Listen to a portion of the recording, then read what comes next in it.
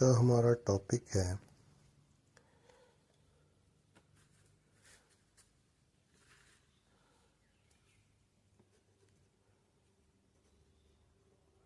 Introduction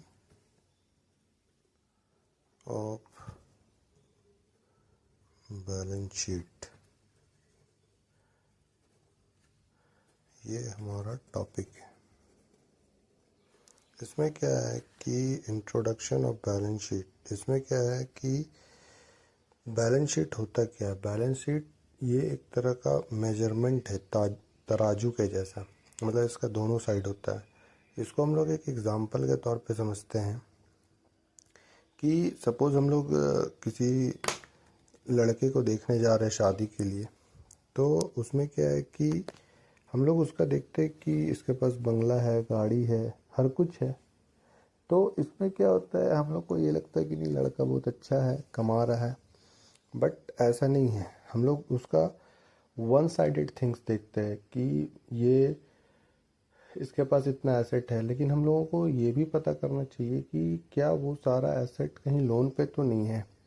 यदि वो loan पे है तो फिर उसका एसेट का कोई वैल्यू नहीं है।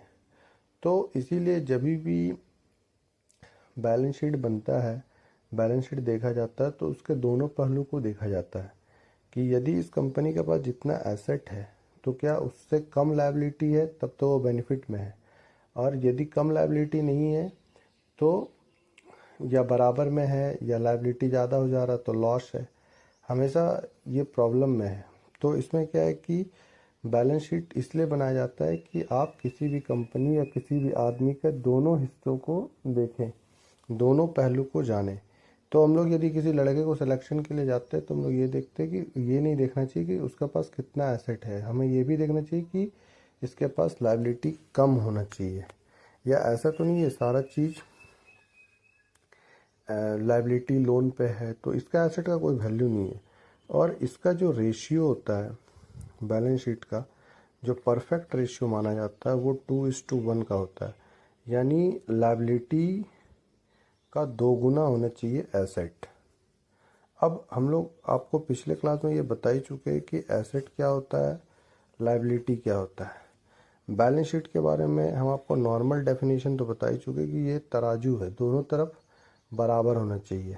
लेकिन एक्चुअली में ये बराबर नहीं होता है, क्योंकि एसेट ज़्यादा होता है, लायबिलिटी कम होता है। तो इन दोनों का जो डिफरेंस होता है वही प्रॉफिट होता है। कभी कभी किसी